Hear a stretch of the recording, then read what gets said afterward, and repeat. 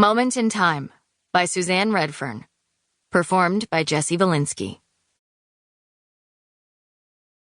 The first thing Chloe sees when she walks into the alley is a gate someone forgot to close. The sign reads, "No trespassing, keep out." But of course dogs don't read. And even if they did, most dogs wouldn't consider themselves trespassers. Only humble guests, as is their nature when they are hungry and looking for food. Quick to befriend anyone who might offer a morsel to fill their empty bellies. "Hey, Chloe," Jeff says as he lumbers over to shake her hand. "Thanks for coming." Towering over her at 6'8", Jeffrey Thornton is the biggest human Chloe's ever known. And he might just have the biggest heart. He runs a service called Happy Tails, which deals with stray animals in the city when Animal Services is closed. Chloe's who he calls when an animal is injured or distressed. In this case, it looks like it might be both. The black dog wedged between the dumpster and the building sits lopsided on her haunches, her eyes wide and her ears pinned back against her head. "Idiot cook whacked her with a broom when he caught her going through a trash bag he left on the stoop."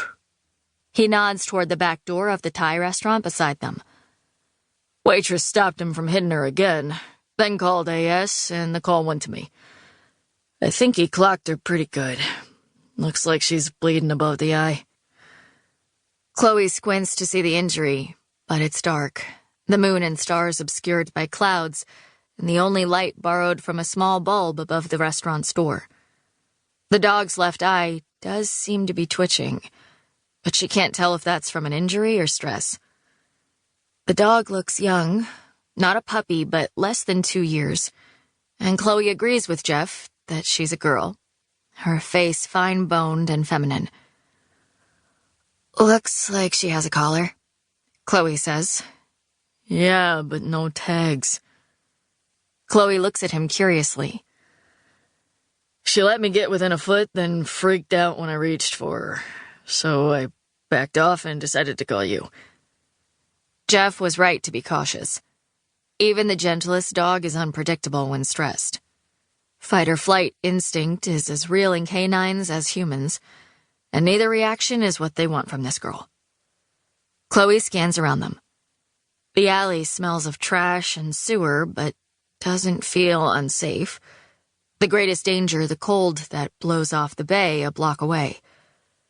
Despite June arriving a few days ago, and it being warm everywhere else in California, San Francisco has turned frigid. The Grand Dame of the West showing her defiance with a mutinous Arctic freeze in springtime.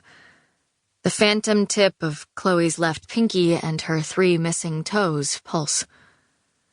"Bring it on," she hisses silently, the heat in her veins matching the cold in her lungs. "You tried once, but I'm still here." Her hands ball into fists, and her remaining toes curl, belying her bluster. Cold is a nemesis that Chloe knows too well, does not care what you think. 8 years ago, she and her family were in an accident in a blizzard that killed her younger brother and sister. It left her with a few less digits than she started with, and scars on her soul that have never quite healed. "Thanks, Jeff. I've got it from here," she says. "You sure?" He looks from her to the dog and then back with concern. "I can stay." "No, I've got it." She glances at the back door of the Thai restaurant. Through the wood, she hears pots clanging along with ugly techno music. "Just do me a favor and let the restaurant know they need to stay out of the alley." "For how long?" Chloe looks at the trembling dog, then back at Jeff. "For as long as it takes for me to calm her down and get her out of here. It could be a while." The last time she needed to wait out a terrified dog, a pint-sized terrier mix at least 10 years old with trademark signs of dementia, it took almost 20 hours. She shivers at the thought and really hopes this time doesn't take as long. "Give them my number." She pulls a business card from her vet bag and holds it toward him.